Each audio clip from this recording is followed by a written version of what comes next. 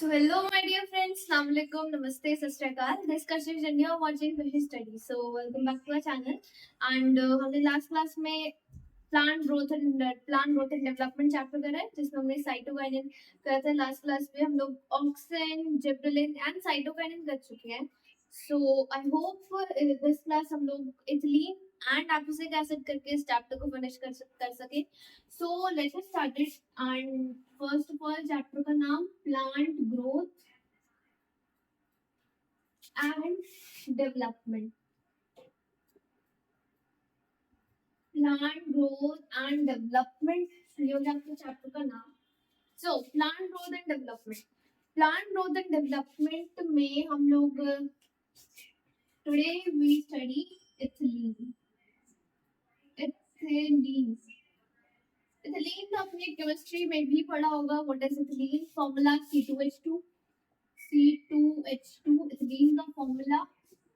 सो ethylene इसको भी हम लोग वैसे ही पढ़ेंगे जैसे हमने लास्ट क्लासेस में बाकी हार्मोन्स को स्टडी किया था। सबसे पहले इसकी डिस्कवरी किसने की? तो इसकी डिस्कवरी के बारे में एनसीईआरटी में इतना कुछ नहीं है लर्न करने के लिए।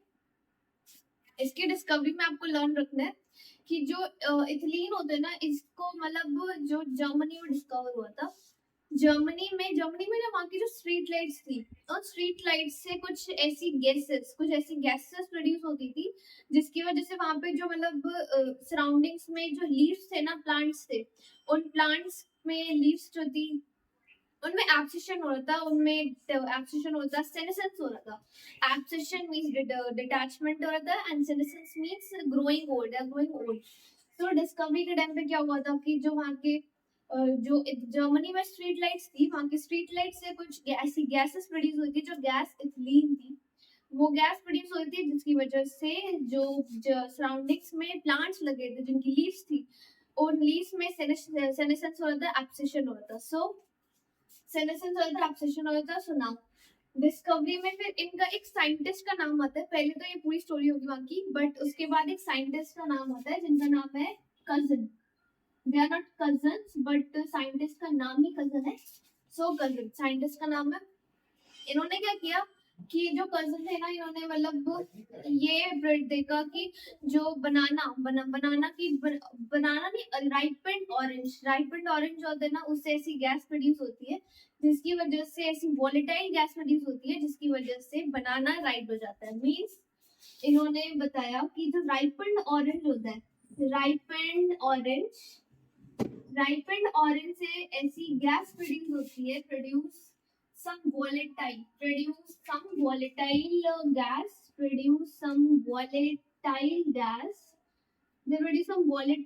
gas, जिसकी वजह से क्या होता है, बनाना राइप हो जाते हैं। तो कजन साइंटिस्ट ने बताया कि ripened orange produce some volatile gas that ripened bananas. सो ये बताया था कजन साइंटिस्ट जो थे उन्होंने। तो इन्होंने बस इतना बताया था कि जो राइपेंड ऑरेंज होते हैं उनसे सब वॉलेटाइल मींस गैसेस फॉर्म में वॉलेटाइल गैस प्रोड्यूस होती है जिसकी वजह से बनाना जो होते हैं वो राइप हो जाते हैं। सो डिस्कवरी में इतना ही है। नाउ सेकंड थिंग हम लोग क्या करते हैं, सेकंड थिंग इज टाइप्स।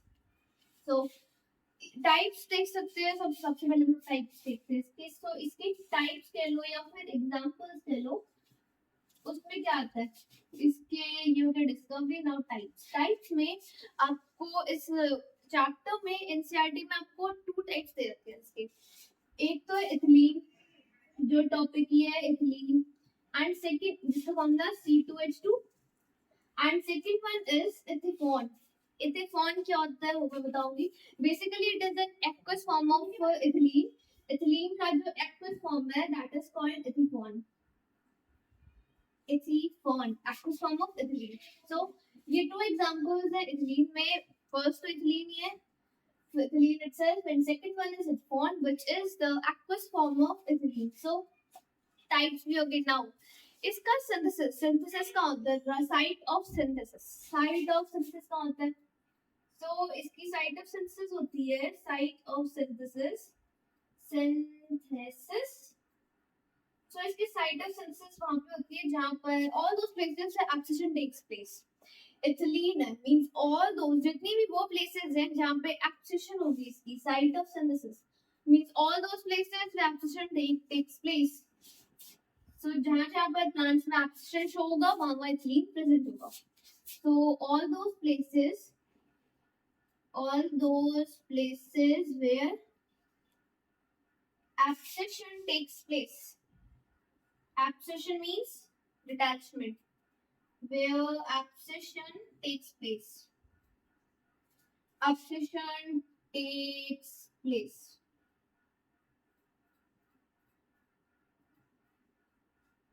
तो ये सब तो हो गया इसकी अब जनरल इंट्रोडक्शन की. इथिलीन की डिस्कवरी किसने की? कजिन साइंटिस्ट ने की. कजिन साइंटिस्ट जिन्होंने ये डिस्कवर किया कि जो राइप एंड ऑरेंज होते हैं उनसे सम वोलेटाइल गैस प्रोड्यूस होती है जिसकी वजह से बनानास राइप हो जाते हैं. सेकंड थिंग, टाइप्स के टाइप्स है इसके ethylene and ethephon. Ethylene and ethephon. Ethylene का general formula C2H2 and ethicon, which is the aqueous form of ethylene. Now site of synthesis. Site of synthesis की वहां पे होती है all those places where abscission takes place. हर वो जगह जहाँ पर abscission means detachment होती है वहां पर ethylene present होता है. तो इसमें हमें यही देखना था कि डिस्कवरी किसने की, टाइप्स क्या थे, साइट ऑफ सिंथेसिस कहाँ होती है. नाउ इसके बाद हमें रोल्स देखने हैं. रोल्स के लिए आप सबसे पहले इसको नोट कर लीजिए. आई होप आपको ये सारे पॉइंट्स अच्छी तरह से क्लियर होंगे. डिस्कवरी किसने की, टाइप्स के, साइट ऑफ सिंथेसिस के. Now you can note it. So now we are talking about the roles of ethylene. So ethylene के roles क्या हैं? Roles of ethylene में roles आते हैं आपके. और एनसीईआरटी में ना इथिलीन एंड एथिफॉन दोनों के रोल्स दिए हुए हैं. So you have to learn roles of both ethylene and as well as ethephon. So सबसे पहले मैं इथिलीन के रोल्स बताती हूँ. इथिलीन के रोल्स. सो इथिलीन के रोल्स में आपको कुछ रोल्स लर्न रखने हैं. दैट इथिलीन जो होता है ना आपका, सिमिलरली मैं रोल्स है लिखने वाली, ऑलरेडी डिक्टेट करूंगी. सो रोल्स क्या होते हैं इथिलीन के. इथिलीन के रोल्स ना मतलब आपको ऐसे लर्न रखते हैं कि जो इथिलीन होता है ना वो आपके जो फ्लावर एक्सेशन. इथिलीन में हमने रिमेम्बर अभी एक पॉइंट पढ़ा कि जो इथिलीन होता है वो वहां होता है जहां पर एक्सेशन होती है. All those places the abscission takes place. Abscission.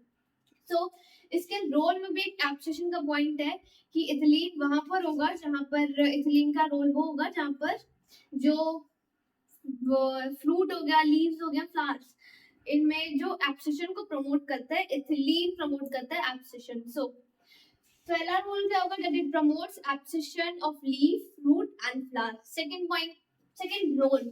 So second role क्या होगा? सेकंड रोल होगा जिसका लाइक इट्स ये जो रोल है इथिलीन है ना, इथिलीन जो होता है वो आपका किसी भी लाइक पाइनएप्पल है, पाइनएप्पल में फ्लावरिंग करवाता है. पाइनएप्पल में फ्लावरिंग करवाता है means it promotes flowering. And अगर आपको लर्न, अगर आपने मेरी ऑक्सिन वाली वीडियो देखी हो तो उसमें मैंने बताया था that auxin promotes flowering in pineapple means auxin. And ethylene इसमें एगोनिस्ट है. Agonist means synergistic means similar. ये एगोनिस्ट है. कॉन्सिक्वेंट में that both promote flowering in pineapple. Then और इसके रोल्स हो सकते हैं जैसे कि आपका हो गया जो इथिलीन होता है ना वो आपका किसी भी लाइक उन प्लांट्स में जो कि वाटर में सबमर्ज्ड होते हैं, submerged plants in water. For example rice plant. वो क्या करते हैं कि राइस प्लांट जो होता है ना, मैं आपको यहाँ पे ड्रॉ करके दिखाती हूँ. जो राइस प्लांट होता है उसकी जो रूट इंटरनोड है, सपोज ये राइस प्लांट का इंटरनोड है जो कि वाटर में सबमर्ज्ड है, सबमर्ज्ड है वाटर में. ये इंटरनोड है. इंटरनोड किसकी? इंटरनोड राइस प्लांट की. राइस प्लांट की इंटरनोड है ये.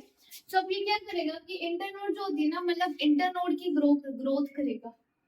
इंटरनोड की ग्रोथ करेगा. इंटरनोड की ग्रोथ कैसे होगी? इंटरनोड की जो ग्रोथ होगी, हाँ इंटरनोड की जो ग्रोथ होगी ना वो आपकी लाइक ऐसे होगी कि इंटरनोड की ग्रोथ जो होगी वो हम क्यों करवाएंगे, बेसिकली इसलिए करवाएंगे ताकि जो प्लांट है जो वाटर में सबमर्ज्ड है वो वाटर से बाहर आ जाए। मींस जो अंडर वाटर प्लांट्स है उन प्लांट्स में होंगे those plants will submerged in water, ताकि जो प्लांट है वो मतलब कि जो वाटर होता है ना वाटर के ऊपर आ जाए यहाँ पे। इसके अगर आपको सोचो हम इंटरनोड की लेंथ जब इंक्रीज कर देंगे, if we increase the length of internode then क्या होगा, इंटरनोड की लेंथ इंक्रीज करने पर जो प्लांट है प्लांट का लेंथ भी इंक्रीज हो जाएगी। प्लांट की लेंथ कैसे इंक्रीज होगी, प्लांट की लेंथ इंक्रीज हो जाएगी मींस ये आपका इंटरनोड था, इंटरनोड में प्लांट की इंटरनोड को अगर हम इंक्रीज करेंगे तो प्लांट की लेंथ इंक्रीज होगी, प्लांट की लेंथ इंक्रीज होगी देन जो प्लांट है वो वाटर के ऊपर आ जाएगा, सरफेस पर आ जाएगा एंड उसे ऑप्टिमम अमाउंट ऑफ या ऑप्टिमम इंटेंसिटी लाइट की भी मिलेगी।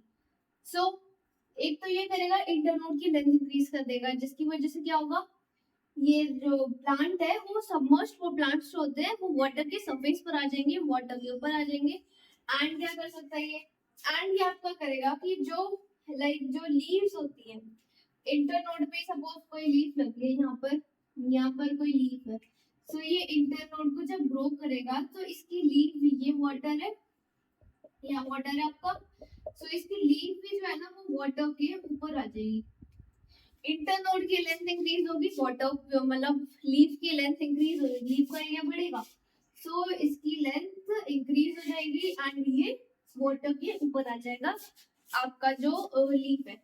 सो ये मतलब क्या करता है, बेसिकली इसका फंक्शन क्या है, इसका रोल क्या है, दैट इट प्रमोट्स और it helps in it promotes or it helps in or you can say that it grows the petiole and stem of petiole means यहाँ पे leaf का जो होता है ये petiole होता है, petiole and stem और root, petiole and stem of underwater और rice plant। So वो ऐसे plants की petiole या फिर stem को increase करता है जो कि underwater होते हैं। सेकेंड थिंग क्या करता है ये ना, मतलब रूट जो होता है, ये तो अंडरवाटर वाला केस हो गया, बट जो रूट्स होती हैं आपके प्लांट की, रूट्स क्या करेंगी, उन रूट्स में भी ना आपका जैसे ये रूट है तो इस रूट रूट एक तो ये रूट की लेंथ इंक्रीज करेगा, रूट को ग्रो करेगा।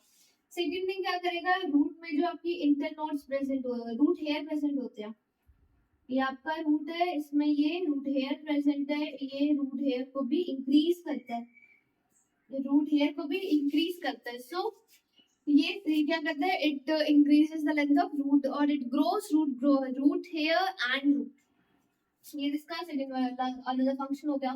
एंड क्या करता है, और ना ये हेल्प मैंगो फ्रूट होता है ना, आप सब खाते होंगे, मैंगो में भी फ्लावरिंग में हेल्प करता है, मैंगो की फ्लावरिंग में हेल्प करती है। तो कॉमन से पॉइंट है कि मैंगो की फ्लावरिंग में हेल्प करता है, पाइनएप्पल की फ्लावरिंग में हेल्प करता है, ऐसे पॉइंट्स।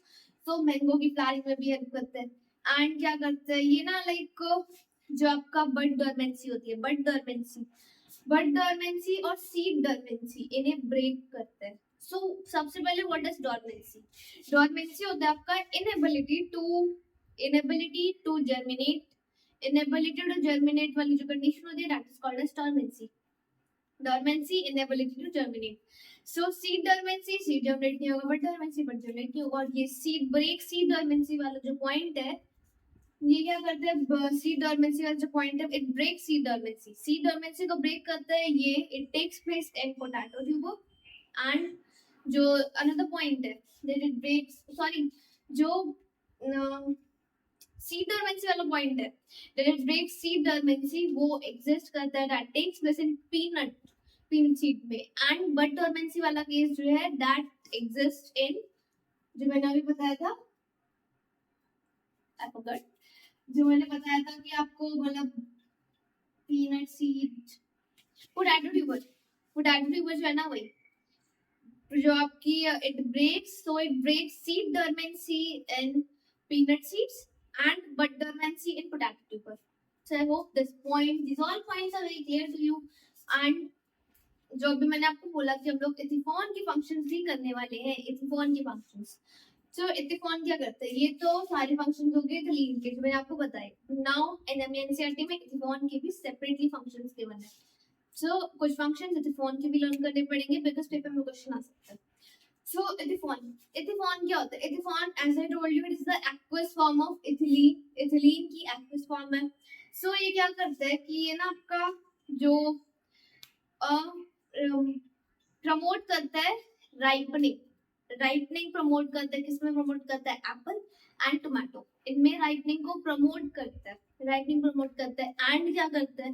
जो वॉल्स होती है ना, फ्रूट वॉल्स या वेजिटेबल जो वॉल्स होती है, या ये पॉइंट आने से पहले अगर मैं आपको एक चीज बताऊं कि जो राइपनिंग होती है ना वो टू टाइप्स की होती है.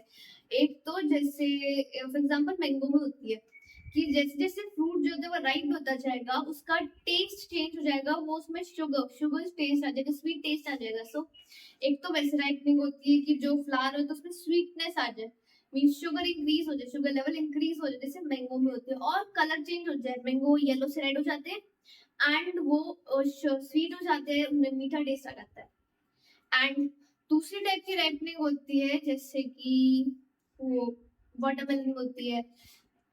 एग्जांपल ये वाटरमेलन में कैसी टाइपनिंग होती है कि वाटरमेलन में ऐसे नहीं है कि मतलब कि उसमें स्वीटनेस इंक्रीज हो जाती है, ऐसा कुछ नहीं होता उसमें. उसमें सिर्फ ये होता है कि जैसे मैं यहाँ पे बता रही हूँ कि सपोज ये आपका हाफ वाटरमेलन है. हाफ वाटरमेलन है. सो इसमें पहले तो ये ऐसे था और यहाँ पर इसके सीड्स प्रेजेंट है. बट आफ्टर राइपनिंग, राइपनिंग के बाद ये शेप यही रहेगी बट इसका जो थिकनेस है वॉल की वो डिक्रीज हो जाएगी. वॉल की थिकनेस डिक्रीज हो जाएगी. वॉल की थिकनेस डिक्रीज हो जाएगी. सो सेकंड पॉइंट ये होगा कि मतलब दूसरी टाइप की राइपनिंग ये होती है कि आपकी जो वॉल्स होती है ना उनकी वॉल्स की वो वॉल्स जो होते हैं उनका डिक्रीज हो जाएगा. सो इत्तेफॉन का पॉइंट ये है that it thickening of walls में हेल्प करता है. Thickening of walls of fruit.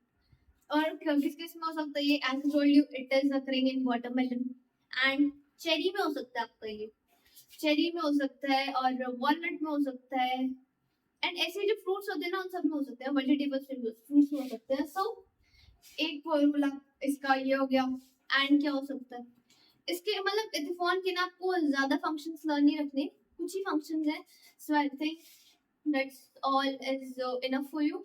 So ethylene के functions I told you and ethephon के फंक्शंस भी मैंने आपको बता दिए. सो आई होप आपको इथिलीन, इत्तेफॉन इसके बारे में कंप्लीट डिटेल समझ आ गई हो अच्छे से. And that is very clear to, that should be very clear to you.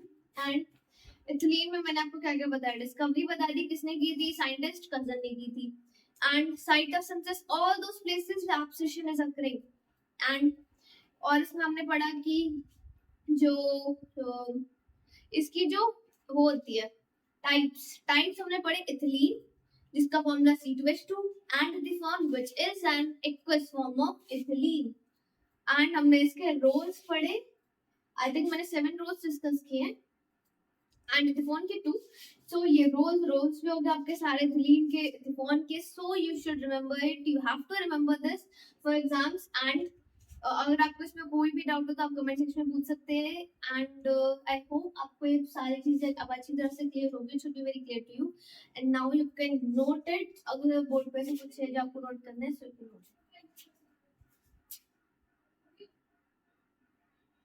So now we are talking about abscisic acid, which is our last hormone in this chapter. So abscisic acid के लिए आपको abscisic acid के लिए हम लोग similarly वैसे पढ़ेंगे discovery, साइटोसिंथेसिस ऐसे. सो abscisic acid लास्ट हार्मोन है चैप्टर का. इसके बाद chapter is over. abscisic acid. So abscisic acid, सबसे पहले हम लोग abscisic acid की डिस्कवरी के बारे में पढ़ते हैं. डिस्कवरी किसने फॉर्म किया था, किसने डिस्कवर किया था इसे? सो डिस्कवरी की थी इसने. डिस्कवरी में इसका पर्टिकुलर एक साइंटिस्ट नहीं है. इसकी डिस्कवरी में अगर आप पहले मैं कंसेप्ट बताती था. डिस्कवरी में ना मतलब इसको ऐसे किया था कि 1960 के मिड 1960 में क्या हुआ था? 3 केमिकल्स फाउंड किए गए थे. मिड 1960 में ही 3 केमिकल्स फाउंड हुए थे.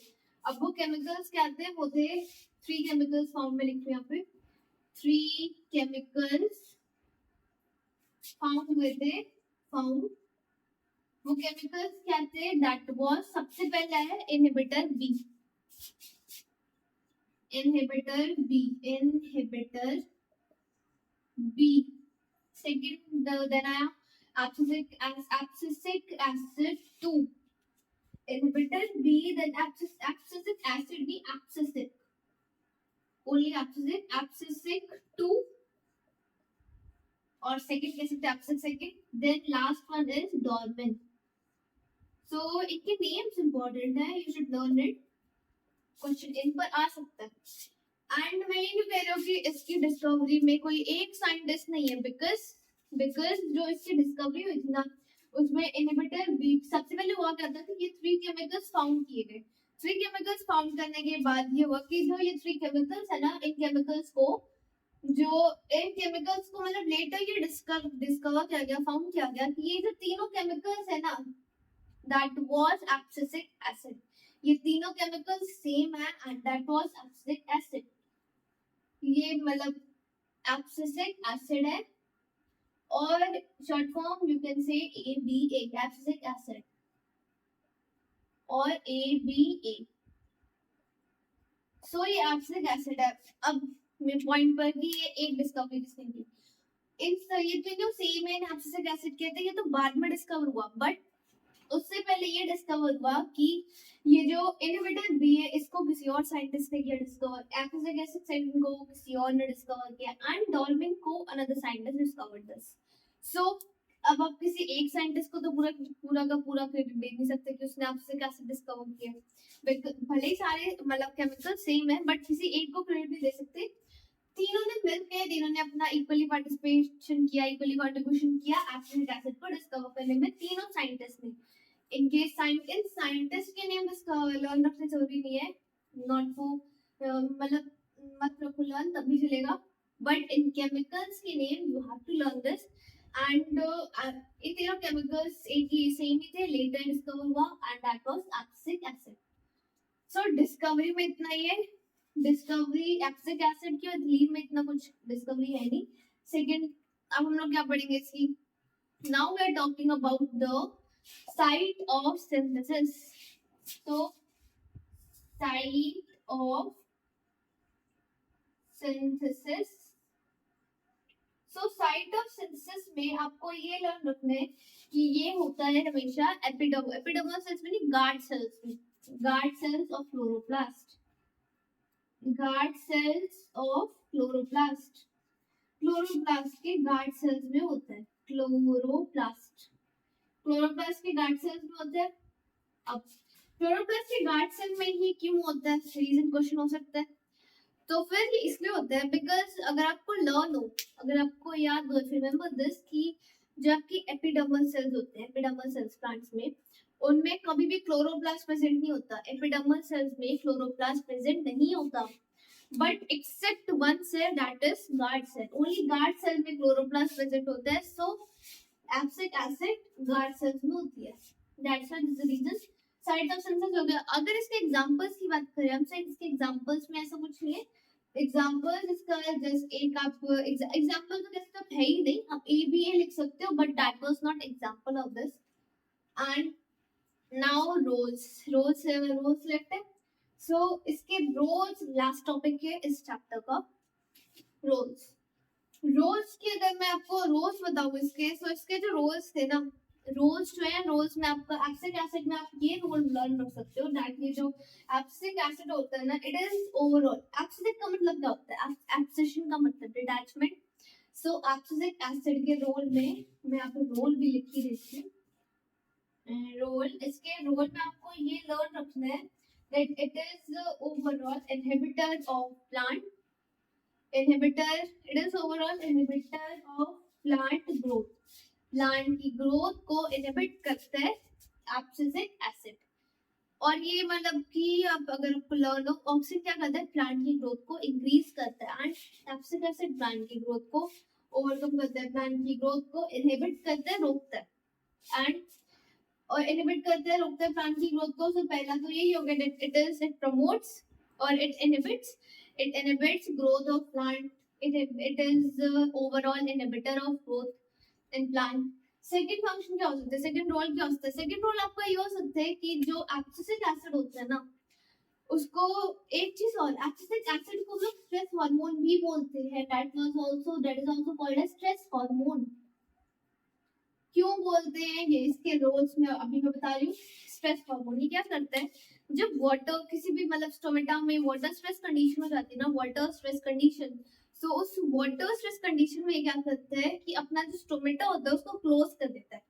वाटर स्ट्रेस मतलब कि वाटर स्ट्रेस कंडीशन हुई, वाटर बहुत ज्यादा हो गया, ओवर मतलब लाइक कैसे बताऊं, इन्फ्लेमेशन होता है, इन्फ्लेमेशन नहीं होता बट आप जैसे एग्जांपल से समझो कि इन्फ्लेमेशन हो गया, तो वो क्या करेगा कि अब मतलब स्टोमेटो को बंद कर देगा कि वाटर में ट्रांसपिरेशन होता है ना, ट्रांसपिरेशन तो एडिंग होती है बट अब ऐसे लर्न रखो कि suppose just an example inflammation हो गया, तो आपको ये पूरा कंसेप्ट आता होगा, इन्फ्लेमेशन हो गया, देन एपिडर्मल, देन उसमें स्टोमेटल पोर्स थे ओपन ना हो, इसलिए हमने जो यहाँ पे वाटर स्ट्रेस कंडीशन में स्टोमेटा को क्लोज कर दिया, स्टोमेटा को क्लोज कर दिया, वाटर सारा प्लांट्स में ही रहेगा। नाउ रोल पे हो गए say that it promotes water, that in water stress condition it open it close the stomata, that's why it is called as stress hormone, इस वजह से इसको stress hormone कहते हैं।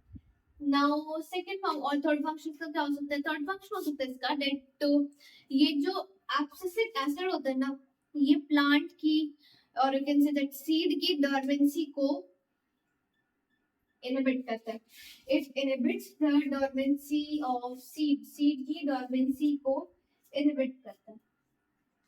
डोरमेंसी क्या होती है, डोरमेंसी होती है सीड की inability to germinate seed, inability to germinate seeds, और ये सीड की डोरमेंसी को प्रमोट नहीं कर, इनहिबिट नहीं करता, it promote seed dormancy, promote seed dormancy, promote seed dormancy, seed की डोरमेंसी को प्रमोट करता है, प्रमोट सीड डोरमेंसी, सीड की डोरमेंसी को प्रमोट करता है। एंड मतलब अभी तक मैंने क्या क्या बताया, सबसे पहले it is overall an inhibitor of plant growth, plant की ग्रोथ को कंप्लीटली इनहिबिट करता है। सेकंड, ये जो होता है इसकी वाटर स्ट्रेस कंडीशन में ना अपने स्टोमेटा को क्लोज कर देता है, स्टोमेटा को क्लोज कर दिया जिसकी वजह से that's why it is called as stress hormone. Third function is, ये जो होता है it promotes seed dormancy, dormancy means as I told you dormancy is the inability to germinate seed even in the favorable conditions, favorable conditions होंगी तब भी seed germination नहीं होगी, seed germinate नहीं होगा। फेवरेबल कंडीशंस क्या आती है, जैसे हमने फर्स्ट क्लास में इसका पढ़ा था कि इसके ग्रोथ में क्या क्या आता है।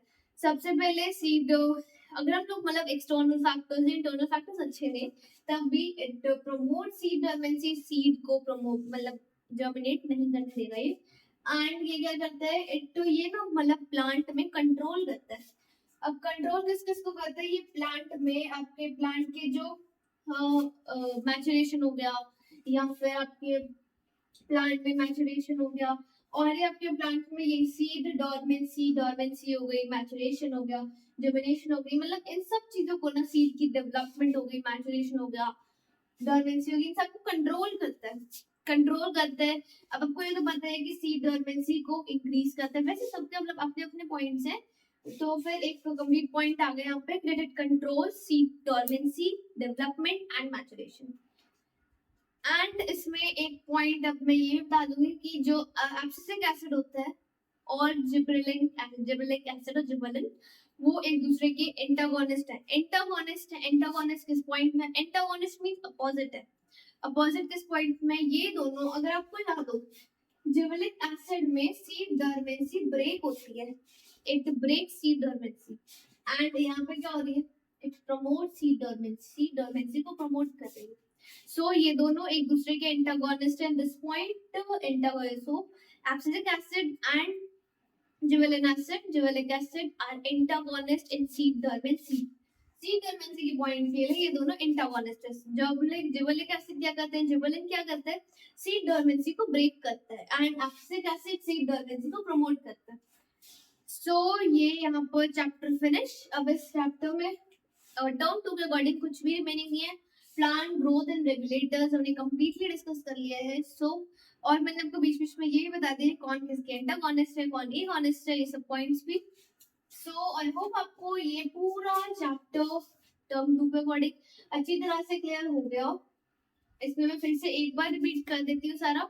सबसे पहले इथिलीन को डिस्कवर किसने किया था? आज की क्लास वाला इथिलीन को डिस्कवर किसने किया था? Scientist person. कब किया था वो सब हम लोग पढ़ चुके हैं। वो राइटनिंग ऑरेंज वाला स्ट्रीट लाइट्स में, जर्मनी में स्ट्रीट लाइट्स थी, वहाँ पे इथिलीन गैस प्रोड्यूस होती थी स्ट्रीट लाइट से। जब गैस प्रोड्यूस होती थी तो जो सराउंडिंग्स में प्लांट्स थे, वो प्लांट्स जो है उन प्लांट्स में लाइक आपसे शुरू हो जाती थी और सेनेसेंस हो जाता था।